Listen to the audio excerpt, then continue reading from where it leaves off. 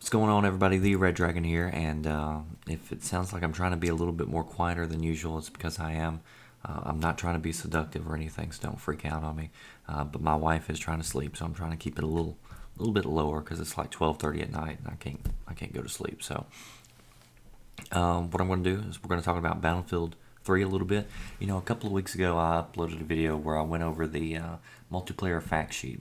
And one of the things that I didn't like particularly on at least paper was the health regeneration for the vehicles. And a lot of you spoke out, a lot of you agreed with me and said, you know, on paper at least it didn't sound good. You know, that's what engineers are for.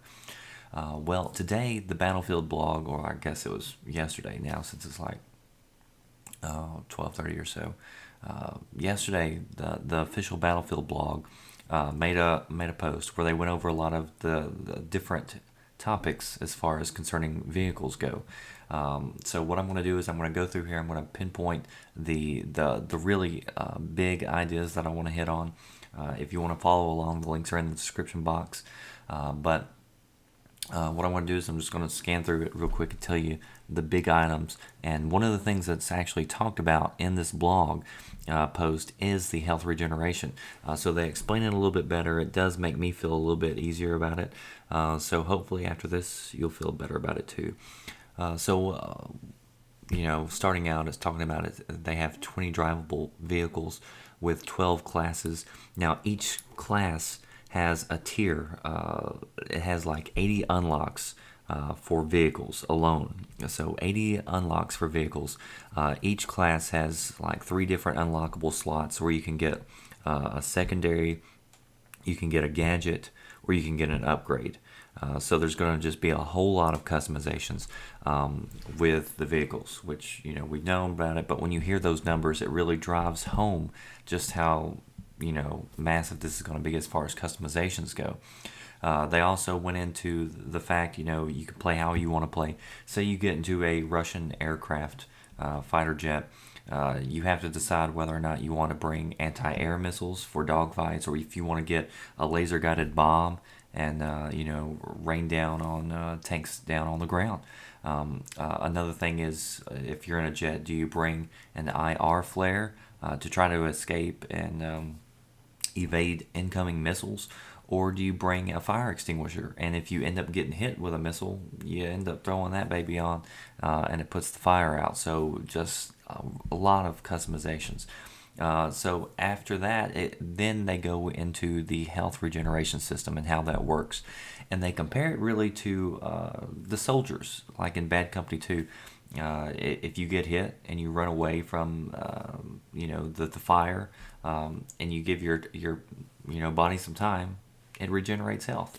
It does it pretty slowly, but it does, you know, do that. And they can basically compare the vehicle regeneration to that, saying it's basically the same concept. If you're taking fire, you're not going to be able to regenerate health. It's only if you pull away from the battle and you go hang out somewhere for a while. After a period of time, it'll kick in and it'll start repairing itself. They did say that if the damage is too great, that it won't repair itself. So it's not like you can get a tank down to like 10% where it's almost dead, and then the tank drives off, and then it automatically comes back at 100% health. That's not how it works. So there are layers in there as far as, you know, to keep that from happening.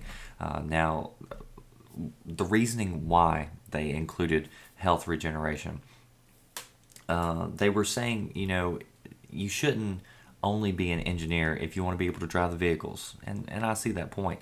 So they're saying by doing this allows people who want to play as assault or recon to go out there and hop in a tank and still have a chance, if they have no engineers around, to still keep that tank operating.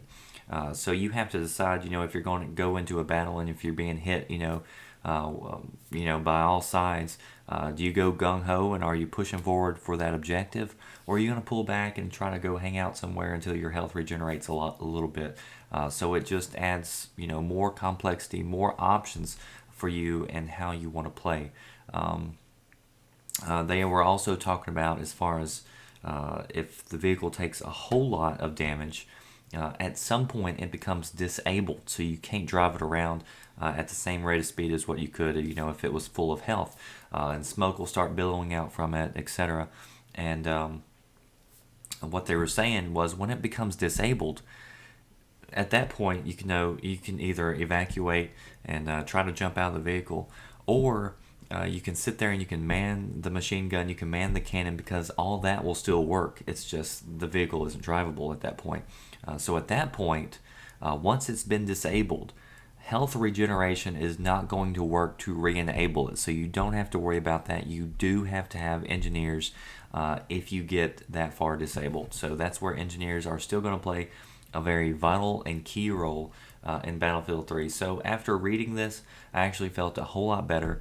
As far as the comments from the last video where I went over the multiplayer fact sheet, a lot of you chimed in who have actually played the alpha, and you said basically the same stuff. You said, it's nothing to be worried or concerned about, and it actually worked pretty well.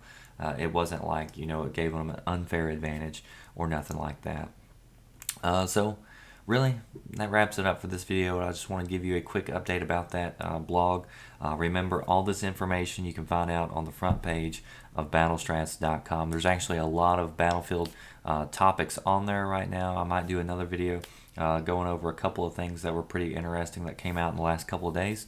But if you don't want to wait on my video, go check out the links in the description box, and you're going to get all the news there first before you even see it here on this channel. So go check it out. Thanks for watching.